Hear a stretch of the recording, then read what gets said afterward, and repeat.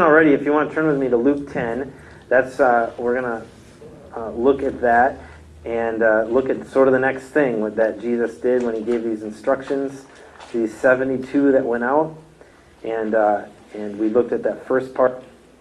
In fact, I'll just even read. We're going to look at this sort of the second step of this today, but I just want to start at the beginning verse, chapter 10, verse 1. And just sort of kind of recap and bring us up to speed. So in Luke 10:1 says, "Now after this the Lord appointed 70 others and sent them in pairs ahead of him to every city and place where he himself was going to come." Just one observation about that in particular is that Jesus is only going to send us to places that he's going to go to. He's sending us as advanced scouts. He's planning to go there. He's planning to be there. And as we'll see, he actually goes before us. That's because he's omnipresent, so I can't, it blows our mind. But he's going it because we're going to be there, but he's also going ahead of us. Verse 2 says, "And he was saying to them, the harvest is plentiful, but the laborers are few. Therefore beseech the Lord of the harvest to send out laborers into his harvest." That's a reminder to pray for more workers, to pray for God's harvest. But remember that it's God's harvest. It's not ours. It's not our responsibility to do these things. God's going to do it. We just have to be faithful in the little bit that he gives us. And then verse 3 says, "Go, behold, I send you as lambs in the midst of wolves." And it says go into tough places, not wait for them to come, but to go where the people are, to go where they are. So we're to be outward thinking. Verse 4, "Carry no money belt, no bag, no shoes, and greet no one on the way." And in reference, I'd say trust God for provision in the moment. God is going to supply the needs that we have as we go in him, as we follow after him. And verse 5 and 6 is really what we talked about last week. "Whatever house you enter, first say, 'Peace be to this house.' And if a man of peace is there, your peace will rest on him, but if not, it will return to you." So we're seeking blessing. We're offering blessings to the people that we go and praying for their peace to be for them. And then and that gets us to this week then, verse 7 and 8. It says, "Stay in that house, eating and drinking what they give you, for the laborer is worthy of his wages. Do not keep moving from house to house. Whatever city you enter and they receive you, eat what is set before you." So in a nutshell, we're looking at building relationships. We're looking at fellowship at this point, and this is really the fun. This is fun stuff. And Jesus just requires us to be normal people with normal lives, doing normal things, and building relationships with those people in our lives. So really, when we think about step 2, if I want to call it that, the fellowship, the building relationships, it's really just looking at the people around us with the eyes of an evangelist. When you meet someone, you say, do they need Jesus in their life? Do they need to experience the fruit of the Spirit? Do they need some of that? And those are the kind of people we want to build relationships, those who need Jesus in their lives. So it's different. At the beginning of this year, we talked about some of the core foundations of church as a whole, as Living Word Fellowship, and one of those was fellowship. I mean, it's in our name. And that's a little different because there we're talking about fellowship in the body of believers, bringing Christians together and fellowshipping together. But this is different because it's actually outward-focused fellowship. Where can we connect with people who don't know Jesus? Where can we find those connections and those ways to do that? Now, Jesus did this all the time, and I thought of 4 examples in particular. And I tried to make them all in Luke, but one isn't. So in Luke chapter 5, just because I don't like flipping around that much. In Luke chapter 5, Jesus called his disciples, and here he called Matthew, or Levi, the tax collector. And he said, "Come follow me." And it says Levi left everything and got up and followed after him. And then at verse 29, that Levi, it says, gave a big reception for Jesus in his house. And there was a great crowd of tax collectors and other people who were reclining at the table with them. So Levi invites all his friends, and his friends weren't following Jesus. They were not the right people. They were sinners and tax collectors. And so verse 30, the Pharisees and the scribes began grumbling as the disciples, saying, "Why do you eat and drink with the tax collectors and the sinners? You should be sitting with the good church people," is what they're saying. "Why you should hang out with us? We're a better influence on you."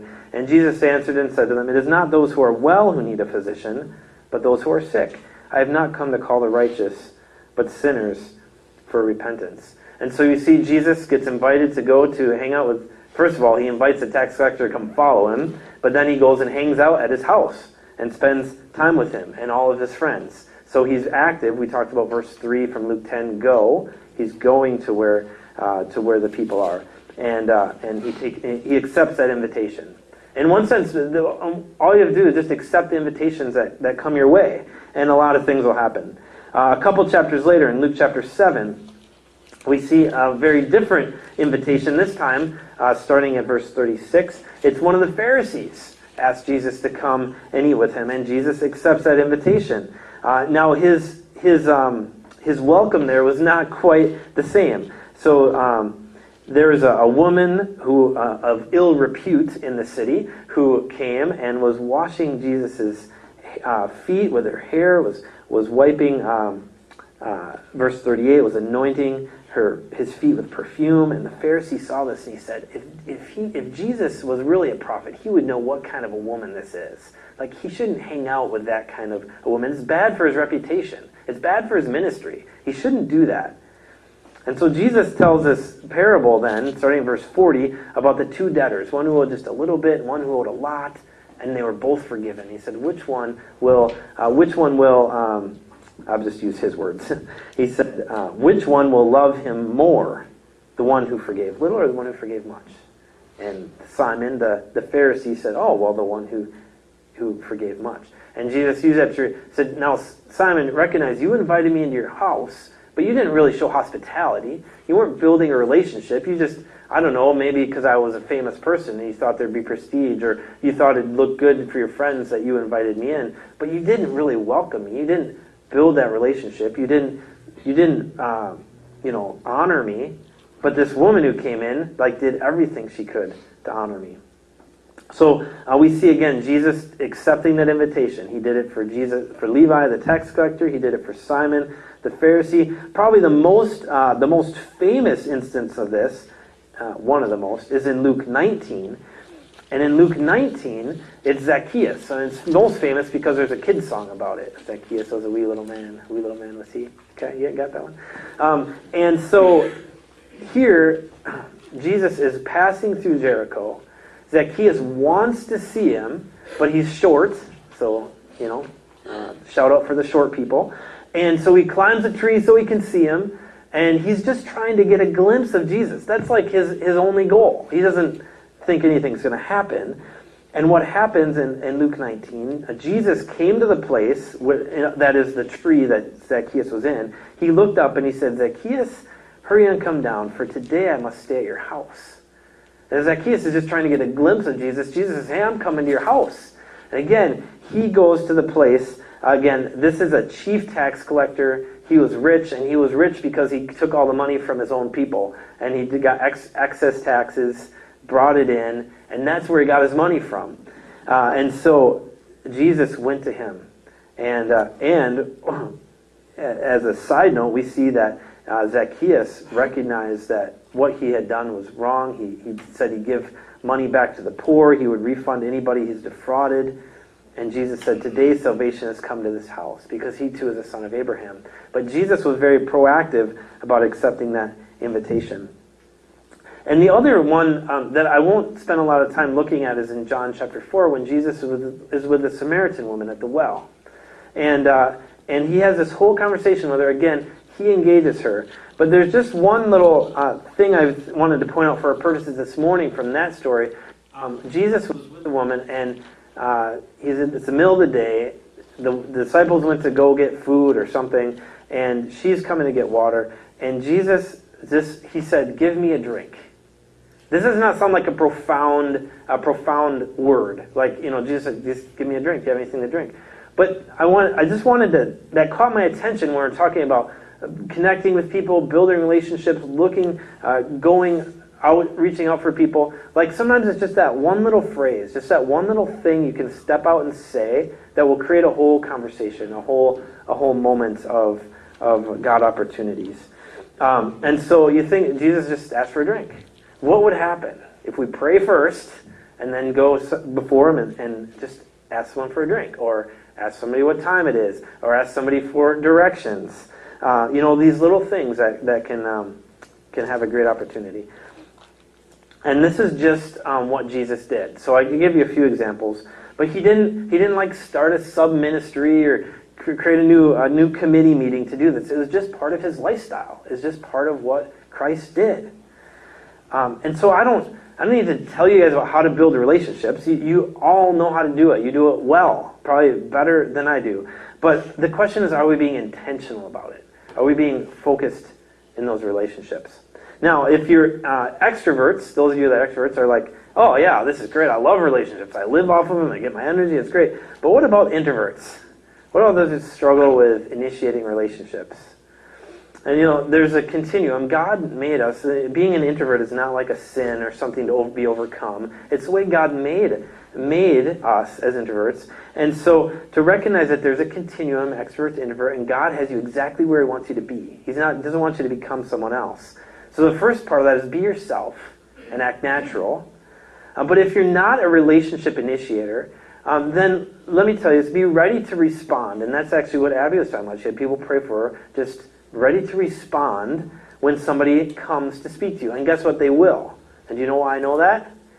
Because you're praying for blessing, and that's going to happen. And secondly, introverts are really good listeners.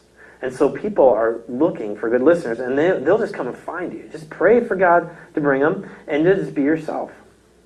When I'm part of some Daniel leadership training, and part of what we teach is talking about being a good listener, and that it shows love. You want to love someone, you're a good listener.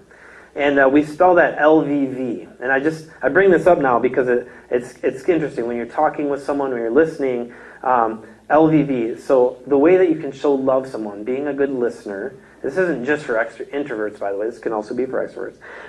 First of all, you look at them. You make good eye contact. Secondly, that's L. The V is you give them visual approval. Maybe it's nodding your head, or maybe leaning forward a little bit, or just some indicator that you're paying attention. And the second V then is to give verbal approval. To say, yep, I hear that, to repeat back what they say so you know they're listening. Those sound like little things, but I just bring it because it literally is showing love. You're displaying love when you do that. So if I can talk a little bit now in the midst of the world we live in about phone etiquette. We spend a lot of time on our phones, and that actually can be a great relationship tool. We can build awesome relationships through our phones, but sometimes we let the little device in our hand take place of the person that's literally face to face in front of us, and so that just as a challenge, I think about to interact with people or to meet somebody face to face. How difficult is it for us to get together versus to just text somebody? So that when we are together, to make the most of that time and to really show that you honor and value that person by not texting in the middle of a conversation or the phone rings and answering it. Now I know there's exceptions. I'm not saying that can never happen, but just to be mindful of that. That put the people you're with first and give them that honor. And that's going to be something that's builds relationships. Now, when you talk about, okay, we're building relationships, we're creating fellowship, what does that lead to? What happens? Well, usually what happens is a church potluck. You get everyone together, and it's a great concept. Even we do like Packers parties in the garage and that kind of thing. Really, what's the goal? Is as we reach out and meet with people who don't know Christ, we also then want to introduce them to other people who know Christ. We want them to get a glimpse of what that Christian community looks like, of what that love and respect and care for one another, to give them some exposure to that. So it's not just about that one-on-one. And sorry if I'm highlighting you too much, but you just sent me the email this morning. So, when Abby had this conversation with this guy, and then she said, okay, now I want you to meet someone else. And so she gave me his email and said, now interact with this person. So it's not just there's only one Christian in the world and no one else, but to figure out that community and introduce people to that community. So we want to introduce them Christian community, and then we think about building relationships. The other part I want to say about this is that we don't want just any kind of relationships. We actually want like good relationships, meaningful and lasting relationships. And we can we can do that by revealing ourselves, but also getting to know people, asking them good questions about their own lives, learning their personal stories. Do you know what everyone's favorite topic is? It's themselves. We all love to talk about ourselves. So just ask questions about them. Be sincere, but be a good listener. Show love in that way. Don't condemn, and people will just open up. They'll share all sorts of things. That happened to me with my subway conversation. I was just asking about a sign outside, and that guy told me about his grandpa and growing up and this lecture he received. It all came out of just one little question. So learn their stories, ask people about their history, but also ask them about their future, their hopes, their desires, their dreams for the future. So pick up on those things. So when you talk about, in Luke 10, we're in that sort of what we'll call step 2. We're praying blessings wherever we go, and then we're just going to try and build fellowship and build relationships. Now this can be a long-term step. It can take, sometimes stretch over months or even years, whole lifetimes, but it doesn't have to. And I just want to emphasize that, because sometimes we think about like friendship evangelism, and I just got to get to know someone really well first before I share Christ. And this can actually happen in just one conversation. It could happen at a restaurant or a gas station. Maybe we only meet people sporadically, once in a while, or we only see them once. But if we start to see the world this way, if we start to say, Lord, how can we build connections and build relationships wherever we go, we're going to start to see, again, that God is doing stuff before we ever show up. So this leads to another key thing that I want to talk about when you talk about relationships and our lives, is that we need to make sure there's nothing in our behavior or our language that will put people off as a Christian or as a person. We have to look carefully at our relationships, either the ones we have now or the ones that we're praying that God will bring to us, and think about that's important we don't compromise our Christian values when we're trying to gain acceptance to a group. So when I talk about accepting invitations, where God sends you, accept the invitation and see what happens with that. Do that freely with liberality, knowing that God will watch over you and take care of you. But also know yourself and say, you know what, if I go into that situation, that's just not a good place to be. I'll give you an example. If you're someone who's struggled with drinking, alcohol, that's been in your past, it's probably not a good idea to go hang out at a bar. It's just, you don't want to put yourself in that situation. And so you want to think about those things. Also, when you think about our behavior, our language, when we're building relationships, it's really like 10% is like an iceberg. 10% of an iceberg is above water, and the other 90% is below water. So the 10% above water, in this case, is our intentionally outward building friendships. Like we're being very intentional about that. We're trying to build those friendships, and that's important. But that's what people see. That's only the 10%. The very important unseen, the thing that sinks the Titanic, is what's under the water, and that is how we live our lives. Just the things that when maybe we don't even think about that have a great effect on our witness.